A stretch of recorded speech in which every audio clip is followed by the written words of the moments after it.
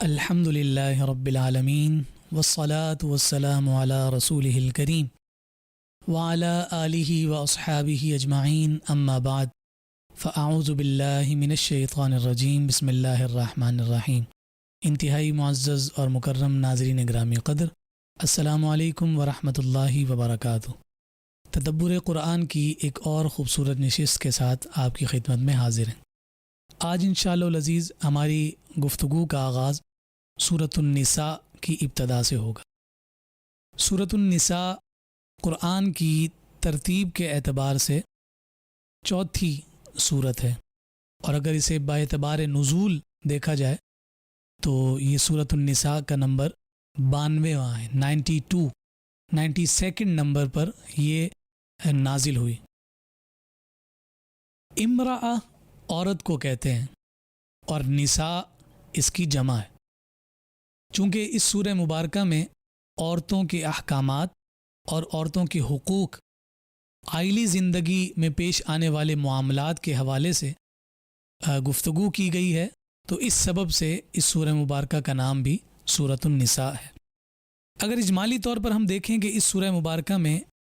کن کن عنوانات اور کن کن مضامین پر رب ذوالجلال نے احکامات نازل کیے ہیں، تو ہمیں نظر آتا ہے کہ سب سے پہلے رشتہ داروں سے حسن سلوک، یتیموں کے حقوق کی ادائیگی، اسی طرح ایک سے زیادہ شادیوں کی مشروط اجازت کا تذکرہ، بطور خاص وراثت کے احکامات اور معاشرے سے بے حیائی کے خاتمے کے ابتدائی احکام، اسی طرح اعمال صالحہ کی تلقین، ان عورتوں کا تذکرہ کہ جن سے نکاح کو حرام قرار دیا گیا، والدین اور رشتہ داروں سے حسن سلوک کا بالتفصیل تذکرہ، اسی طرح بخل کی مذمت، یہود و نصارہ کی شرارتوں کا رد، اور مسلمانوں کو یہودیوں سے خبردار رہنے کا حکم، اسی طرح منافقین کی سرزنش، جہاد کی تلقین، اور یتیموں کے حوالے سے اور یتیموں سے متعلق مفصل احکامات اس سورہ مبارکہ میں ذکر کیے گئے ہیں۔ سورہ نساء کی پہلی آیت میں اللہ رب العزت نے یہ بیان فرمایا کہ اے لوگو، اپنے رب سے ڈرو کہ جس نے تمہیں ایک شخص سے پیدا کیا اور اسی سے اس کی بیوی حوا کو پیدا کیا، اور پھر ان دونوں کے ذریعے کثیر تعداد میں مرد اور عورتیں زمین میں پھیلا دیے، یعنی تمام انسانیت کی اصل ایک ہے۔ چونکہ انسانیت کی ابتدا جناب آدم علیہ السلام سے ہے، اور آپ کی پسلی سے سیدہ حوا کو پیدا کیا گیا، اور پھر اس کے ذریعے سے نسل انسانی نشو و نما پاتی ہے، اور آج جتنے بھی انسان ہمیں روئے زمین پر نظر آتے ہیں وہ تمام کے تمام حضرت آدم علیہ السلام کی اولاد ہیں، اسی لیے جناب آدم علیہ السلام کو ابو البشر کہا جاتا ہے۔ تو اسی جانب رب ذوالجلال نے تذکرہ فرمایا۔ پھر اس کے بعد آگے شادی اور نکاح کے کچھ احکامات ذکر کیے گئے، اور ایک سے زیادہ شادیوں کی مشروط اجازت دی گئی۔ مشروط اجازت اس انداز میں دی گئی، فرمایا کہ اگر تم چاہو تو ایک کی جگہ دو یا تین سے چار تک نکاح کرنے کی اجازت دی گئی، مگر ساتھ قید رکھی گئی کہ تمہیں 4 تک نکاح کرنے کی اس وقت اجازت ہے کہ جب تم ان تمام کے درمیان عدل اور انصاف قائم کر سکو، اور اگر تمہیں خوف ہو کہ تم تمام کے ساتھ عادلانہ معاملہ نہیں کر سکتے تو پھر تمہیں اجازت نہیں ہے، تمہارے لیے ایک ہی زوجہ کافی ہے۔ پھر آگے دیکھتے ہیں کہ رب ذوالجلال نے وصیت کے احکام کو اور وراثت کے مسائل اور ان کے احکام کو اور وارثین کے جو حصے بیان کیے گئے ہیں اس کا بڑا بالتفصیل تذکرہ کیا ہے۔ اس سے پہلے چند آیات میں یتامہ کے ساتھ، یعنی یتیموں کے ساتھ حسن سلوک اور ان کے سر پر دست شفقت رکھنے کے حوالے سے، اور اگر کسی کو یتیم کا کفیل بنایا ہے تو اس کے احکامات ذکر کیے گئے کہ اس یتیم کا خیال بھی رکھنا اور اس یتیم کے مال کا لحاظ اور خیال رکھنا بھی اس ولی اور اس کفیل پر لازم اور ضروری ہے، اور اس حوالے سے مفصل احکام۔ پھر وصیت کے بارے میں بات کی گئی اور وراثت کو بھی تفصیل ذکر کیا گیا، جس کے بارے میں فرمایا یوصیکم اللہ فی اولادکم للذکر مثل حظ الانثیین۔ اور سورہ نساء کی ان آیات میں اللہ رب العزت نے ان تمام حصوں کا تذکرہ فرمایا کہ جو وارثوں کے لیے قرآن نے نص کے ذریعے سے قائم کر دیے۔ وہاں میں اجمالاً ان کا تذکرہ کیے دیتا ہوں کہ اگر کسی شخص کا انتقال ہو جائے اور اس کی اولاد میں بیٹے اور بیٹیاں ہیں تو ہر بچے کو بیٹی کا دگنا حصہ ملے گا۔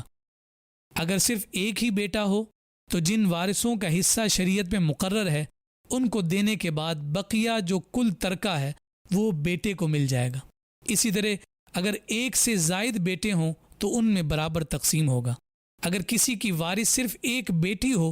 تو اسے بقیہ ترکے کا آدھا حصہ ملے گا۔ اگر ایک سے زائد صرف بیٹیاں ہوں تو ان کو مجموعی طور پر بقیہ ترکے کا 2/3 حصہ ملے گا۔ اچھا، اگر کسی شخص کا انتقال ہو گیا اور وہ صاحب اولاد ہے اور اولاد کے ساتھ ساتھ وارثوں میں اس کے ماں باپ بھی حیات ہیں تو ماں اور باپ دونوں میں سے ہر ایک کو ترکے کا 6واں حصہ ملے گا۔ اور اگر کسی شخص کا انتقال ہوا اور اس کی اولاد نہیں ہے اور اس کے ماں باپ بقید حیات ہیں تو ماں کو ترکے کا 1/3 حصہ ملے گا اور بقیہ ترکہ باپ کو دے دیا جائے گا۔ اسی طرح فوت شدہ شخص کے لا ولد یعنی بے اولاد ہونے کی صورت میں اگر اس کے بہن بھائی ہیں تو اس کی ماں کو 6واں حصہ ملے گا۔ اگر بیوی بے اولاد ہو کر مری ہے تو اس کا نصف ترکہ شوہر کو دیا جائے گا۔ اگر شوہر بے اولاد ہو تو اس کے ترکے سے بیوی کو 1/4 حصہ ملے گا۔ اگر شوہر کی وفات ہو گئی تو بیوی ایک ہو یا ایک سے زائد اولاد کی موجودگی میں سب کو مجموعی طور پر شوہر کے ترکے کا 8واں حصہ ملے گا۔ اور اسی طرح اگر کسی شخص نے بے اولادی میں ہی انتقال پا گیا اور اس کے ماں باپ بھی نہ ہوں اور صرف ماں کی طرف سے بہن یا بھائی ہو تو اسے 6واں حصہ ملے گا۔ اور اگر صرف ماں کی طرف ایک سے زائد بھائی یا بہن ہو تو انہیں کل ترکے کا 1/3 حصہ ملے گا۔ یہ میں نے اجمالاً ان تمام حصوں کا تذکرہ کر دیا ہے۔ اس کی تفصیل ہمیں جو ہے فقہا نے بیان فرمائی، تقسیم کیسے کی جائے گی اس کی تفصیل بھی ہمیں فقہ کی بڑی بڑی کتب میں، امہات کتب میں ملتی ہیں۔ پھر یہاں یہ بھی حکم دیا گیا کہ میت کے انتقال کے بعد جب وہ ترکہ تقسیم کیا جائے گا، وراثت کو تقسیم کیا جائے گا، تو سب سے پہلے کفن اور دفن کا انتظام اس ترکے سے کیا جائے گا۔ پھر اگر مرنے والے شخص پر کوئی قرض ہے تو وہ قرض ادا کیا جائے گا۔ اور پھر اس کے بعد فرمایا کہ اگر اس نے مرنے سے قبل کوئی وصیت کی ہے اور وہ وصیت کسی وارث کے حق میں نہیں ہے تو اس کی وصیت کو پورا کیا جائے گا۔ لیکن یہاں وصیت کو پورا کرنے کے لیے یہ شرط ضرور رکھی گئی کہ کل مال کے 1/3 حصے میں سے 1/3 حصے میں سے وصیت کو پورا کیا جائے گا۔ مثال کے طور پر مرنے والے شخص نے یہ وصیت کر رکھی تھی کہ میرے مال کا نصف حصہ فلاں شخص کو دیا جائے جو اس کے وارثوں میں داخل نہیں تھا، تو فرمایا کہ اس پر عمل نہیں ہوگا۔ اگر وصیت پر عمل کیا جائے گا تو نصف نہیں دیا جائے گا بلکہ اس کا 1/3 حصہ اسے دیا جائے گا۔ پھر اس کے بعد بدکاری کی جو ابتدائی ایک صورت تھی اور اس کی جو ابتدائی اور عارضی سزا تھی اس کا ذکر اللہ رب العزت نے بیان فرمایا۔ اور پھر ہم جانتے ہیں کہ جو مستقل سزا اس حوالے سے رجم کے حوالے سے بیان کی گئی اور 100 کوڑوں کے حوالے سے بیان کی گئی تو وہ سورہ نور میں بھی تفصیل اللہ رب العزت نے بیان فرمائی۔ توبہ کی قبولیت کے حوالے سے ایک بڑا خوبصورت اسلوب رب ذوالجلال نے ذکر فرمایا ہے کہ جسے فوراً ہی احساس ہو جائے، یعنی گناہ کیا اور گناہ کے کرتے ہی اسے احساس ہو گیا کہ مجھ سے یہ غلطی ہوئی، تو فرمایا کہ اسے چاہیے کہ فوراً ہی اپنے ان گناہوں پر نادم ہو کر رب ذوالجلال کی بارگاہ میں آ جائے۔ یہاں مفسرین نے بیان فرمایا ہے کہ توبہ کی جو شرائط ہیں وہ ہمیشہ توبہ کرنے والے کو اپنے ملحوظ خاطر رکھنی چاہیے۔ ان میں سے 3 جو شرائط ہیں اس کا تعلق حقوق اللہ کے ساتھ ہے، اور پھر ان 3 حقوق اللہ شرائط کے ساتھ ملا کر ایک اور اضافی شرط حقوق العباد کے لیے بھی ہے۔ اور وہ شرائط کیا ہیں؟ فرمایا کہ پہلی شرط یہ ہے کہ جو اس نے گناہ کیا ہے اس گناہ پر وہ نادم بھی ہو۔ دوسری شرط کہ وہ یہ تہیہ اور یہ ارادہ کرے اور یہ پختہ ارادہ اور عزم کرے کہ وہ یہ گناہ دوبارہ نہیں دہرائے گا، اور ساتھ وہ اس بات کا بھی مکمل طور پر تہیہ کرے کہ یہ جو عمل اس سے ہوا ہے ہمیشہ وہ اس کا تارک رہے گا اور وہ کسی طور پر بھی اسے دوبارہ دہرائے گا نہیں۔ پھر چوتھی شرط جو حقوق العباد کے ساتھ ہے اسے جوڑا گیا کہ جس کا اس نے حق تلف کیا ہے تو اسے چاہیے کہ پہلے اس سے معافی مانگے اور معافی مانگنے کے بعد ان تینوں شرائط کو پورا کرے تو اللہ رب العزت حقوق اللہ کے ساتھ حقوق العباد بھی معاف فرما دیتا ہے۔ پھر رب ذوالجلال نے ان رشتہ داروں کا تذکرہ کیا جو عورت رشتہ دار ہے، اور اس کے بارے میں ان رشتوں کا ذکر کیا گیا کہ جن سے ابدی طور پر ہمیشہ کے لیے نکاح کو حرام قرار دیا گیا۔ یہ 12 قسم کے رشتے ہیں جنہیں قرآن نے ذکر فرمایا۔ پہلا ماں، دوسرا بیٹی، تیسرا بہن، چوتھا پھوپھی، پانچواں خالہ، چھٹا بھتیجی، ساتواں بھانجی، آٹھواں رضائی ماں، نواں رضائی بہن، 10واں ساس، 11واں سوتیلی بیٹی اور 12واں بہو۔ پھر اس کے بعد ہم دیکھتے ہیں کہ جب 5ویں پارے کی ابتدا ہوتی ہے تو اس 5ویں پارے کی ابتدا میں مزید کچھ احکامات عورت اور مرد کے حوالے سے ذکر کیے گئے ہیں، اور یہاں پھر بڑی وضاحت کے ساتھ اور کیٹیگوریکل ایک اعلان کیا گیا، اور وہ اعلان ہے الرجال قوامون علی النساء، کہ ہم نے عورت پر مرد کو حاکم بنایا۔ یعنی حاکم سے یہاں مراد یہ ہے کہ عورت کو مرد کے ماتحت رکھا ہے، عورت کی جملہ ضروریات کا پورا کرنا مرد کی ذمہ داری ہے،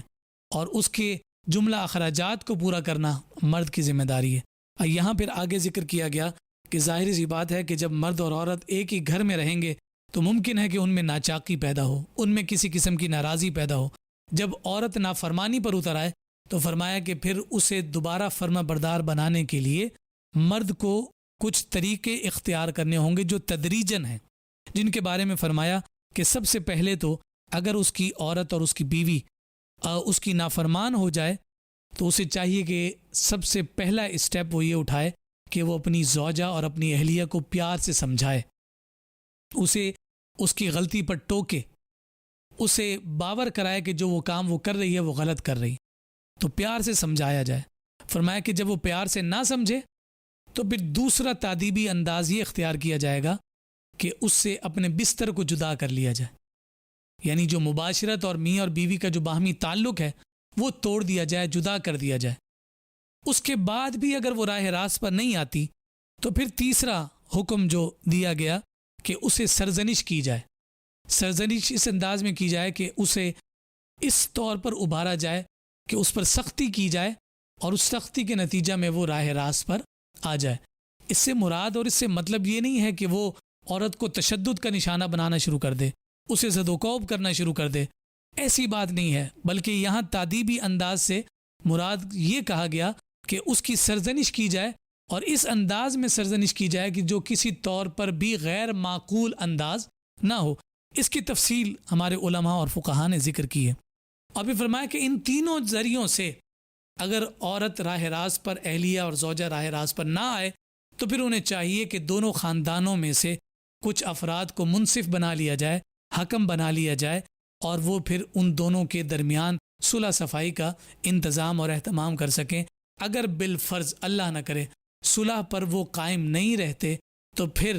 ان دونوں خاندانوں کے بزرگوں کو یہ اختیار حاصل ہوگا کہ وہ پھر باہمی افہام و تفہیم کے ساتھ ان دونوں کے درمیان جدائی کرا دیں، تاکہ یہ معاملہ زیادہ نہ بڑھے اور زیادہ بڑھ کر کہیں دونوں کے لیے مشکلات مزید پیدا کرنے کا ذریعہ نہ بن جائے۔ ان تمام احکامات کو ذکر کیا گیا، اور پھر ان کو ذکر کرنے کے بعد جیسا کہ ہم نے پہلے بھی گفتگو کی تھی اور دوسرے پارے میں یہ بات ذکر کی تھی کہ شراب کی حرمت کے ابتدائی حکم دوسرے پارے میں ہم نے اس کا تذکرہ کیا تھا۔ اب ایک اور ذکر کیا گیا جس کے بارے میں فرمایا لا تقربوا الصلاۃ وانتم سکارا۔ یہاں اس کے شان نزول میں ذکر کیا گیا کہ چونکہ شراب ابتدائی اسلام میں جائز تھی اور لوگ پیتے تھے، اور کسی کی دعوت پر چند صحابہ گئے اور وہاں کھانے کے ساتھ انہوں نے شراب بھی نوش کی، اس کا نتیجہ یہ ہوا کہ جب نماز کا وقت ہوا تو امام بھی شراب میں اس نشے کی حالت میں تھا، تو قرآن کی چند آیات کی تلاوت میں اس سے غلطی ہو گئی، جس کے بعد یہ حکم نازل کیا گیا کہ لا تقربوا الصلاۃ وانتم سکارا، کہ جب تم نشے کی حالت میں ہو تو پھر تم نماز کے قریب مت جاؤ۔ یعنی یہ فرمایا گیا کہ یا تو تم نماز اختیار کر لو یا تم شراب پی لو۔ لیکن اس وقت تک لوگوں کو نماز کی اتنی لذت آ چکی تھی، اتنا سرور اور اتنا کیف آ چکا تھا کہ جب نماز کا وقت ہونے لگتا تو انہوں نے شراب پینا ترک کر دیا۔ یہ کیٹاگوریکل اور تدریجاً جو احکامات قرآن مجید فرقان حمید نے ذکر فرمائے، یہ بڑا حکمت آمیز انداز قرآن مجید فرقان حمید کا ہے کہ جو گناہ اور جو برائی کسی شخص میں راسخ اور ایسی قائم ہو چکی ہو کہ چھوڑنا ناممکن ہو، تو پھر اسے تدریجاً اور آہستہ آہستہ اس سے جدا کیا جائے۔ پھر ہم دیکھتے ہیں کہ پھر اس کے بعد زیادہ آگے کے احکامات ہمیں نظر آئے۔ جب ہم آگے چلتے ہیں تو آگے کی جو تعلیم ہے اور جو آگے کی آیات ہیں اس میں تیمم کا تذکرہ کیا گیا۔ جب پانی میسر نہ ہو تو پانی کے میسر نہ ہونے پر تیمم کے ذریعے سے یعنی مٹی کے ذریعے سے پاکی حاصل کرنے کے احکامات کو بڑی تفصیل کے ساتھ ذکر کیا گیا ہے۔ اس پر کافی ساری گفتگو کی جا سکتی ہے، اور وہ یوں سمجھیے کہ جب ناگزیر صورتحال پیدا ہو جائے اور تیمم کی نوبت آ جائے، یعنی پانی نہیں مل رہا، اور کون سی وجوہات ہیں جس کی بنیاد پر تیمم ہوگا، اس کے بارے میں فقہا نے کہا کہ آدمی مسافر ہو اور پانی سرے سے اسے دستیاب ہی نہ ہو، یا قیمت پر دستیاب ہو اور وہ قیمت اس کی استطاعت سے باہر ہو، یعنی ایسا ہو کہ وہ پانی خریدے اور ساتھ اس پانی سے اسے اپنی پیاس بھی بجھانی ہے اور وضو بھی کرنا ہے، تو پھر یہاں حکم دیا گیا کہ یا تو وہ خرید سکتا ہو تو پیاس بھی بجھائے اور وضو بھی کرے، اور اگر وہ وضو کرے گا اور پیاس نہ بجھا سکے گا تو اب یہ حکم ہے کہ وہ پیاس بجھائے، پیے، اور وضو کی جگہ وہ تیمم کرے، یعنی تیمم پر پیاس بجھانے کو ترجیح دی گئی ہے۔ اسی طرح سے کہا کہ پانی تو دستیاب ہے، لیکن وہ ایسا بیمار ہے کہ اگر وہ استعمال کرے گا پانی تو اس کی صورت میں اس کی زندگی یا اس کی صحت کو شدید خطرہ لاحق ہو سکتا ہے، تو اس وقت بھی وضو کی جگہ اسے تیمم کرنے کا حکم ہے۔ بے وضو ہو یا غسل واجب ہو، دونوں صورتوں میں تیمم کی رخصت دی گئی ہے۔ یہاں میں یہ بات ضرور عرض کروں کہ جب ہم وضو کرتے ہیں تو اس وضو میں نیت جو ہے وہ سنت ہے، لیکن جب تیمم کیا جائے گا تو تیمم کے موقع پر بالاجماع تیمم کی نیت کرنا شرط ہوگا، اور یہ قرآن کی نص سے ثابت ہے۔ یہ سارے احکام بھی اسی سورہ مبارکہ میں ذکر کیے گئے۔ جب ہم مزید آگے بڑھتے ہیں تو وہ حوصلہ افزا آیت ہمارے سامنے آتی ہے کہ جو ہر گناہ گار فرد کے لیے ایک ایسی امید افزا ہے کہ جسے پڑھ کر اور جسے سن کر اسے ایک بارگاہ مل جاتی ہے کہ جس بارگاہ سے اسے اللہ رب العزت کے قہر اور رب ذوالجلال کے جلال سے بچنے کا رستہ میسر آ جاتا ہے، اور وہ بارگاہ کوئی اور بارگاہ نہیں، وہ میرے اور آپ کے آقا و مولا جناب محمد ربی صلی اللہ علیہ وآلہ وسلم کی ذات والا صفات کی مقدس بارگاہ ہے۔ اچھا، اس سے پہلے اس واقعے کی جانب بھی اشارہ کیا گیا ہے کہ جو واقعہ جناب عمر رضی اللہ تعالی عنہ کے ساتھ پیش آیا تھا، کہ جب ایک یہودی اور ایک منافق کے درمیان حضور علیہ الصلوۃ والسلام نے فیصلہ فرمایا، اور حضور علیہ الصلوۃ والسلام نے وہ فیصلہ یہودی کے حق میں کر دیا، منافق نے فیصلہ ماننے سے انکار کیا اور جناب عمر فاروق کے پاس آیا کہ آپ ہمارے درمیان فیصلہ کریں، اور حضرت عمر فاروق رضی اللہ تعالیٰ عنہ کو جب یہ پتہ چلا کہ جناب یہ فیصلہ تو پہلے حضور علیہ الصلوۃ والسلام کر چکے ہیں، تو جناب عمر فاروق نے اپنی تلوار نکالی اور تلوار نکال کر اس منافق کا سر تن سے جدا کر دیا، اور یہ اعلان فرمایا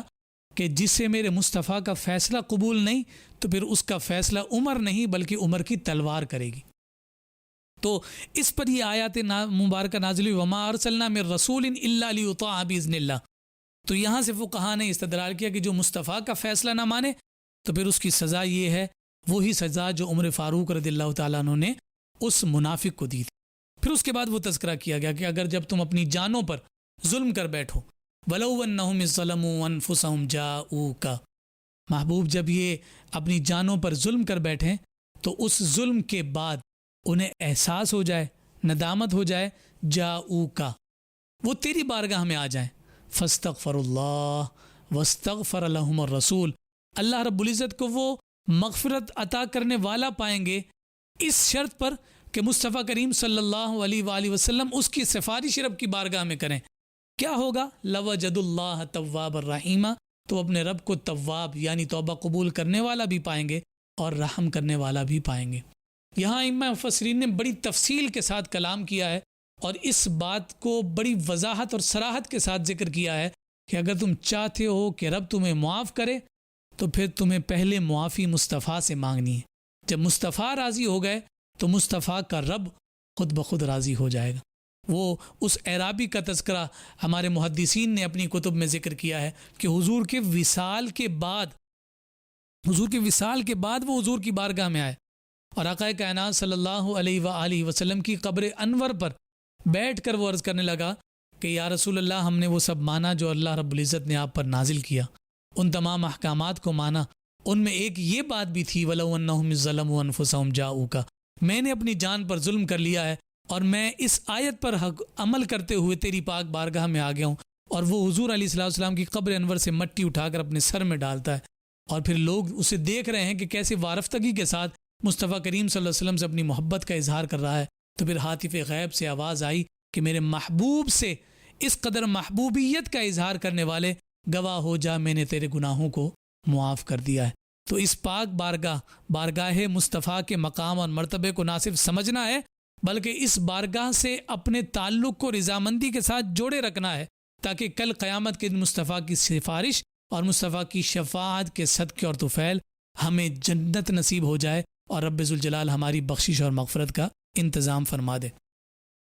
پھر سورہ فاتحہ میں اللہ رب العزت نے جن انعام یافتہ بندوں کا تذکرہ کیا ہے، صراط الذین انعمت علیہم، کہ ان لوگوں کا رستہ کہ جن پر تو نے انعام کیا.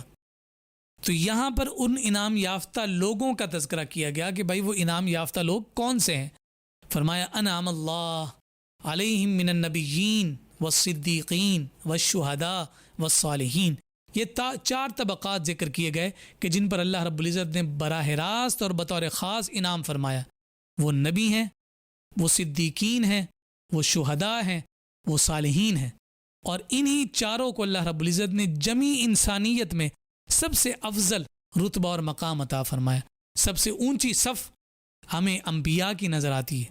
پھر اس کے بعد صدیقین کی نظر آتی ہے، پھر اس کے بعد شہداء کی نظر آتی ہے، پھر اس کے بعد صالحین کی نظر آتی ہے، اور پھر ان صالحین میں تمام اولیاء کاملین اور تمام قطب، تمام ابدال، تمام اوتاد، تمام اغواس ہمیں ان صالحین کی صف میں نظر آتے ہیں.